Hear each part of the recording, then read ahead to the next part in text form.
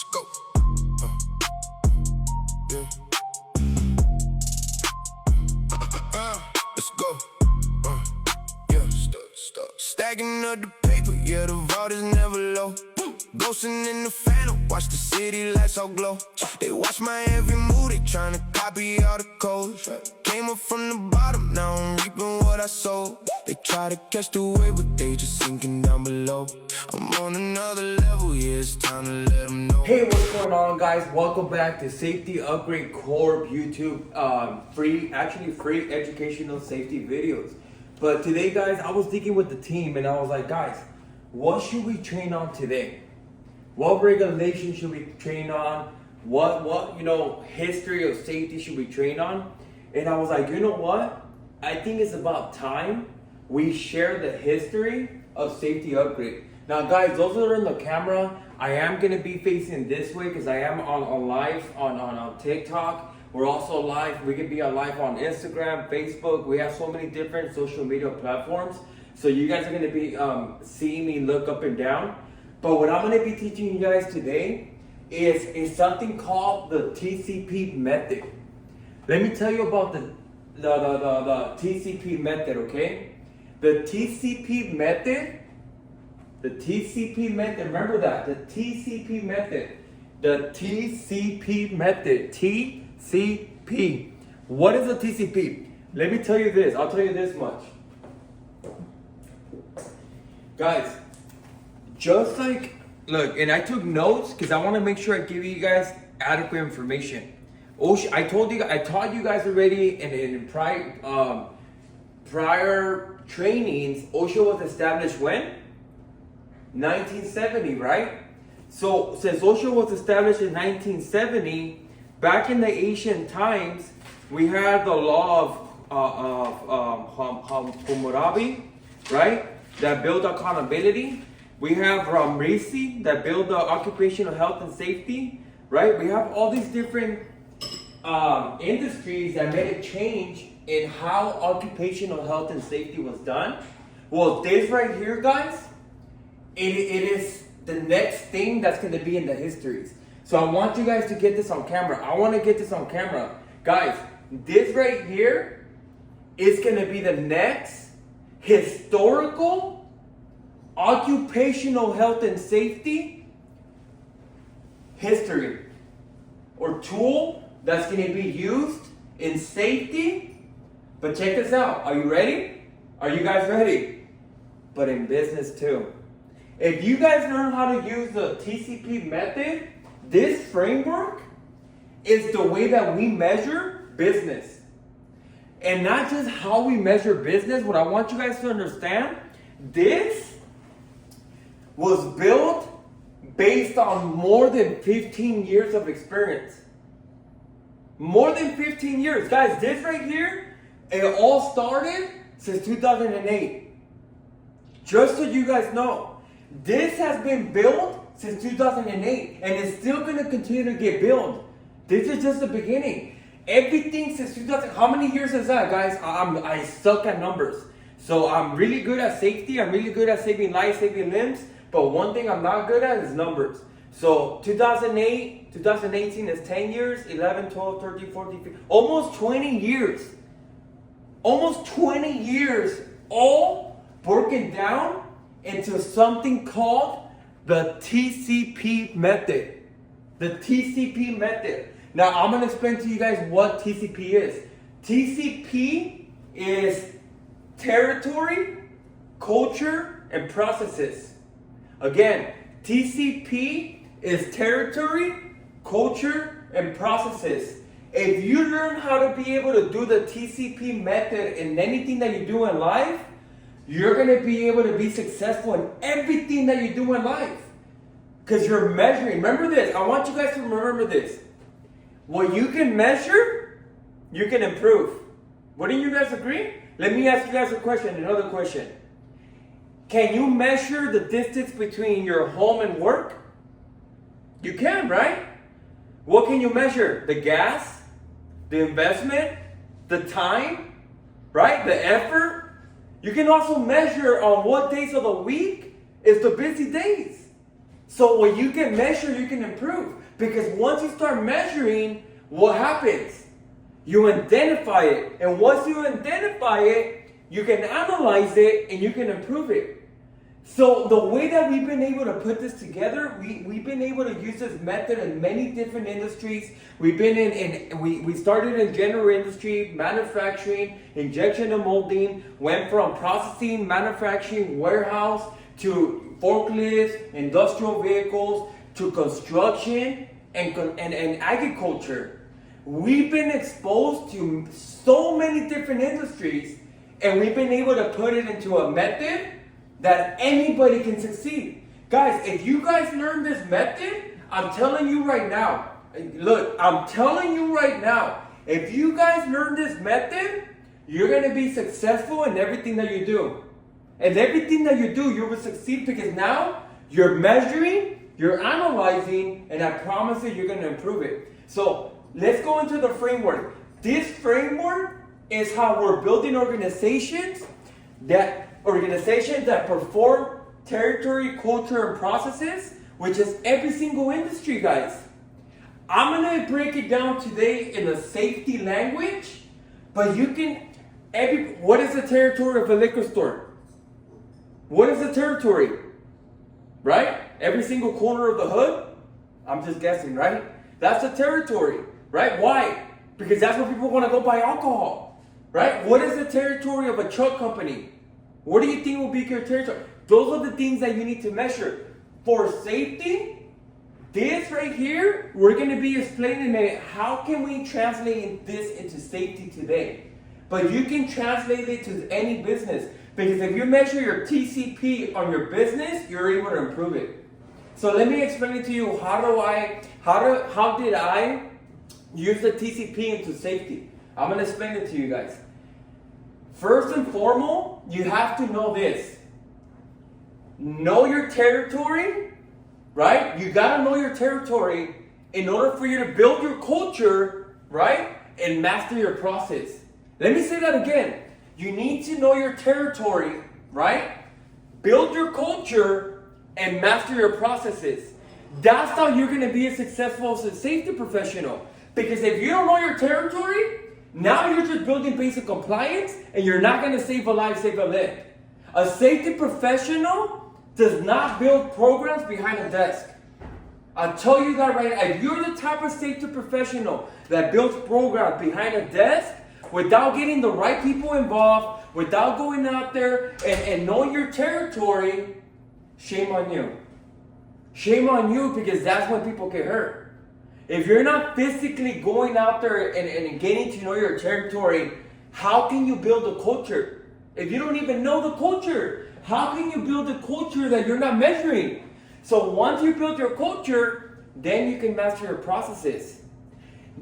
And another thing that that I want you guys to know too, there's not a higher priority of which is more important. Like T.C.P, like your culture is not more important than your territory. Your territory is not more important than your culture. All three of them need to be aligned in order for your business to be successful. If you master this in your business, it's going to save you thousands and thousands of labor, of injuries, of so many different things, thousands of waste in the business. And you're going to start increasing in acquisitions and making so much more money in so many different ways once you start looking at it this way. And if you start analyzing it and measuring it, guess what? You're going to be able to see how much is actually saving your business. And that's why we've been able to measure a lot of business based on this. This is what put us in the map. This is what's going to go in the histories, guys. Like, today, your guys are about to learn the tool that's going to take you to another level. So let's go into territory. So guys, before we get started, remember, quick disclaimer, whatever I share today is for educational purposes. I'm not an attorney, I'm not a federal or state agent. I just been a safety professional for over 10 years. I've been practicing procedures and putting them in place since 2008 and been doing this for a very, very long time. So through the eyes of federal and state and other businesses, I'm not just a competent person, I'm also qualified and authorized. If you guys keep watching these trainings as a safety professional, I'm going to teach you guys what are the three different things of being authorized, competent, and qualified. There's a difference, but I'll teach you guys that later. But today, I'm going to be teaching you guys a tool that's helped me be very successful in what I do. So let's go with territory. So what is territory? In the safety world, the way I put T.C.P together is where are we, right? As a territory, you need to know where are we, who are we, and how do we win consistently. You don't want to just build a program, you sign it off and say, I'm compliant. If OSHA comes and hits me, I'm compliant, but then you get hit for ineffective training. Just because you don't get hit for your program, doesn't mean you won't get hit for your training. A lot of people are like, well, how are they going to know?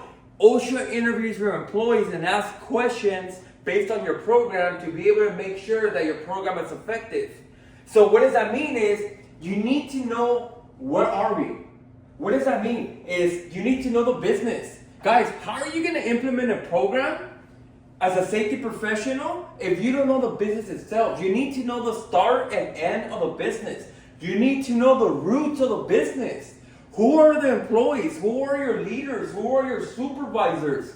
Right? Who's your vendors? Who's your contractors? Who's involved in the business? You need to know from the start to the end who is the people that are involved within the business. When you're a safety professional or even a business or a manager or whatever you are, if you master knowing the business and you start to measure it, then you can improve it.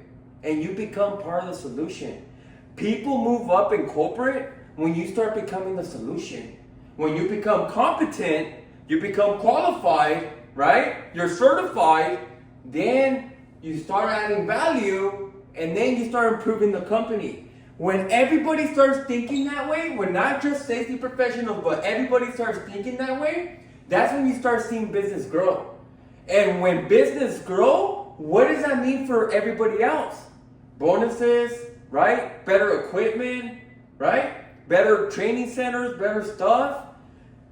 You guys will be amazed how many different industries I've been to, and I always hear a complaint is not enough from employees. But they never want to be part of the change. And the way you're going to be able to do it is knowing who exactly are we. Knowing your business, but also knowing your people. Who is your people? Who is the environment? How's the environment like? Right? You can't make a change if you don't know the environment. Who's your customers? What are the risks? As a safety professional, you have to know what are the risks in the workplace. Other than that, who's the competition? Why is it important to know the competition? As safety professionals, because you can learn from their hazards. You can learn from their injuries and prevent it from happening from yours, or implement processes that are already built and take it to your company. Wow, you don't reinvent the wheel. You go out there and you copy and paste and you create a safer workplace. Guys, that's why you gotta study your competition. If you're in business, if you're not a safety professional, you're in business, why you gotta study your competition? Why? Because you want more business. You want to always make sure that you're improving as a business. So another thing, what are your strengths as a company? What are your strengths? What are your weaknesses? You also have to know your weaknesses. And the only way you're going to know is writing them down. Make a list of them. Start talking to your people. Start learning the environment. Start talking to your customers. Start doing surveys. Start interacting with the people. Right? When you interact with all these different things and you know the start and the end and the root causes, then you can look at the culture. Then you can start asking the question, which is, who are we? Who are we? As a company, as a people, as a professionals, who are we?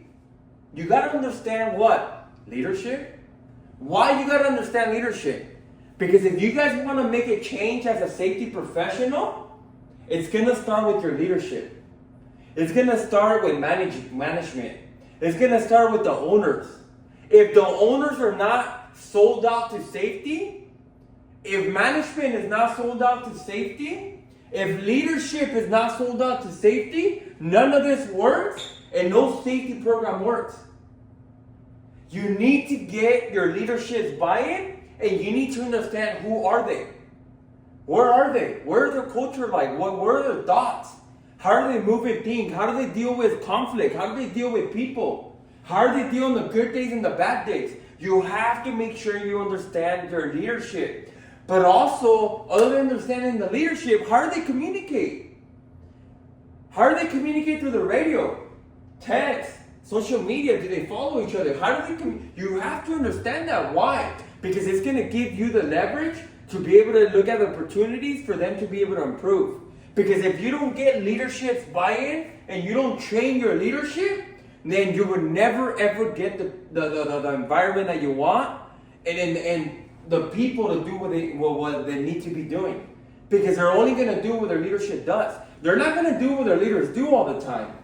They might do it in the moment because they feel threatened to get fired, but they don't respect you. Guys, there's a difference between being a leader in the back whipping your people versus being a leader and guiding your people. I always said that I wanted to become the leader that people follow me because of who I was. Not because they had to, right? Yes, it feels good that they follow you because you're in a leadership position, but what are you leading them to? So you have to make sure you understand the way they communicate to each other. But also when you understand that, you know who to hold accountable. Guys, in order for you to make a change, you need to hold people accountable for their actions. The people that are going to save the people is the people that are leading the people. And you need to make sure you know how to be able to hold them accountable. Other than holding them accountable, what are the behaviors? Guys, you're always going to go into a company, there's always going to be those guys that are always mad. You're always going to have those people que les gusta el chisme, or ladies. No, I don't want to throw shade, but ladies. You know, there's always going to be people que les gusta throw freaking events all the time. Que hay que hacer what are they called? The food, when they bring food, all the people, the workers. Potlucks, right? You're always going to have all types of people. So you need to understand their behaviors. You need to understand how the people act under pressure. Once you understand their behaviors, what are their standards? What is a company's standards? What is your standards as a professional? You need to understand and you need to look at the standards so that way you can build trust. Guys, if you want to make a change in the culture, in the business, or in whatever you do, you need to understand that you need to build trust. You need to build trust with your people. And one of the things that I have learned as a professional, the way you build trust is to be transparent, what you can be transparent with, but always tell them the why. Guys, tell them the why.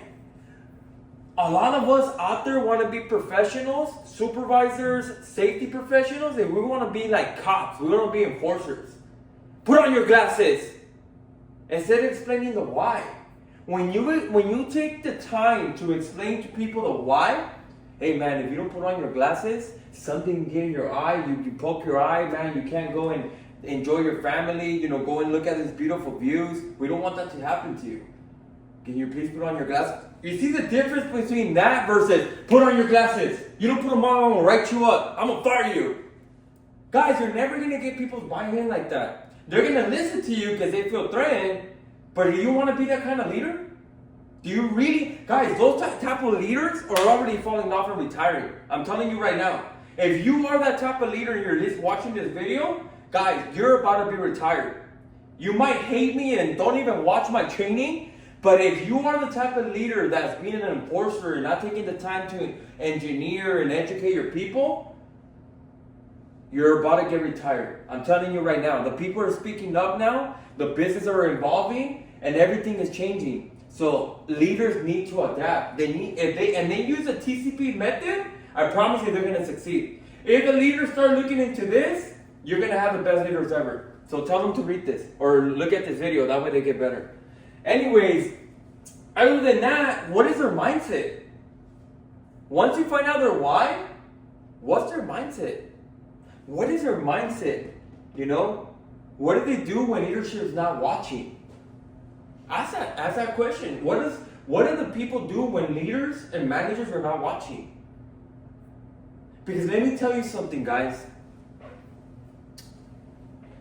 All this right here, I want you guys to understand that I got it based on experience. I learned from other people. I didn't reinvent this. The T.C.P method, I invented it based on other people's knowledge. And I put it into mine. If you guys want to learn about leadership and communication, 21's Laws of Leadership. It's about investing in yourself. 21's Laws of Leadership. John Maxwell, he's really good at leadership communication. You guys want to learn about accountability, behavior and standards and behavior and standards and all that? The Principles of Oz. The Principles of Oz will teach you that in order for you to hold other people accountable, you need to hold yourself accountable. But other than that, it teaches you that in order for you to get better results from people, you need to focus on their experiences. Yes. Let me give you guys an example before I tell you the other ones. Why? Let's just say that you're an employee at a company, at a factory. You walk in there, it's your first day of the job, and when you go in the job, you meet the leader, or your supervisor, or your manager. And your manager is the most rudest, meanest, non-caring, ignorant person you know, or you met. I hope you guys don't have that leadership. If you do, send in this video. Let's just say you have that experience. What kind of experience did that just create for you guys? What kind? A bad one, right? So what do you think your belief system is of the company? What do you think the belief system is of the situation now, of leadership? A bad one. Man, these guys don't care. If they don't care, why should I care? Why should I go and be safe and produce and work and do extra if my experience is bad? So my belief system is I don't care because he don't care. So what do you think my action is? A poor one. A bad one. Right? Why is it a bad one? Because my experience said they don't care, so I'm not going to care. So now my belief system is telling me to shape my actions to not care. To do careless actions. So what did that do? It gave me bad results.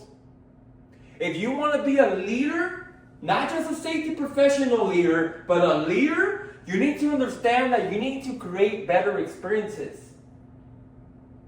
Take a moment and just analyze for a second. And ask yourself, what kind of experiences am I creating for the people that report to me? What kind of experiences am I creating for the people that are around me? Because whatever experiences you guys are creating around you is going to be shaping their beliefs, and that's what's going to shape their actions or lead their actions, and that's the result you're getting. If you guys are getting, and this, again, look, this is just for safety. Let me just give you an example for personal. Ready? If your partner is not giving you the results you want, take a moment and think about the experiences that you're having with them. And what beliefs is it shaping into your relationship? And what actions is it giving your relationship? And what result is it going to give your relationship? This can work personal, but it can also work in a professional matter. Guys, if you want to move people and you want your business to succeed, start creating better experiences. Because when you create better experiences, you create better beliefs, and you lead better for better actions. And guess what? You get the result. You get better productivity, you get less injuries, you get less fights with your couple, right? You get less fights with your kids, you get less conflict in anything that you do. But this is the way that we look at it. And guys, there's so many different things to implement in culture. Because if you also want to create behavior, standards, trust, and mindset, The Ideal Team Player. Great book. That will teach you about how to be humble, hungry, and smart. Guys, there's so many different tools out there to become better. It's just taking the time to go out there and educate yourself. But once you identify your culture, then you go into your processes. Then you ask the question, how do we win consistently? Because you don't want to just have a small little win. You want to make sure you're constantly winning. And the way you do it is going back to what I told you guys. You need to make sure you're defined. If you're not defining, define process, define your territory, define your culture, define everything that happens between your life. If you're not defining it, how do you expect to have an improvement? How are you going to improve?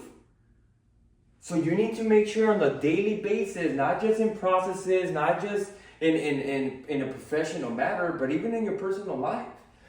What are you defining? Define it. Once you define it, start to measure it.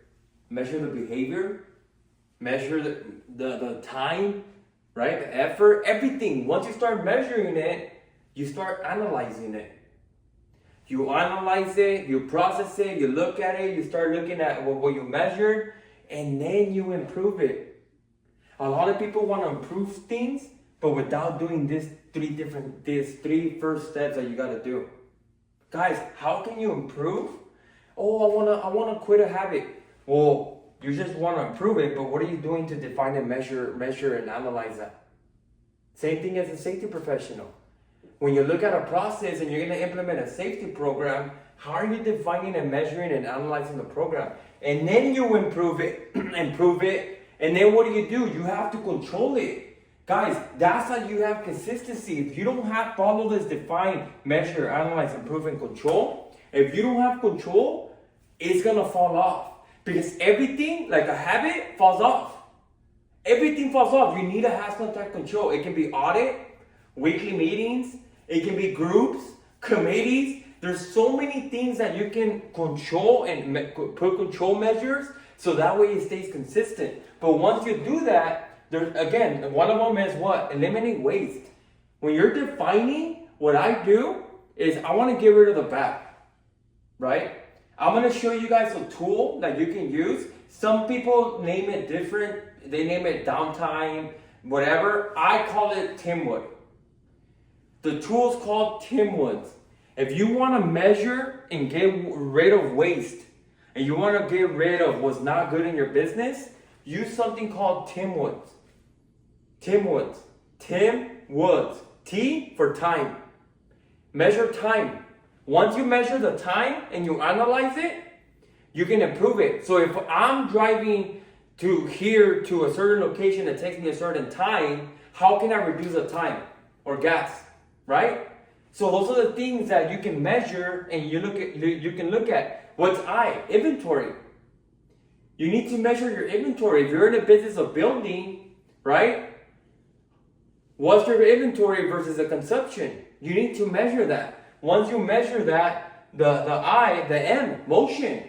How long does a product from the start to the end? How long does it take you from start to end? What is the motion of you doing something? Everything. Brushing your teeth, right? Washing your dishes. Once you measure that, then you can improve it. Then waste. What is all the waste that you don't need? A lot of the times, like at home, we start piling up things in the garage. But in reality, how much things do we really need? A lot of it is just waste. So you need to define what is needed and what is not needed and get rid of it. And then time. You need to measure time. Once you measure time, waste, and then overproduction, you don't want to overproduce or overstock or any defects. If you're in packaging, if you're in a product, you don't want to have defects. And then you have S, which is safety. That's one of the ways.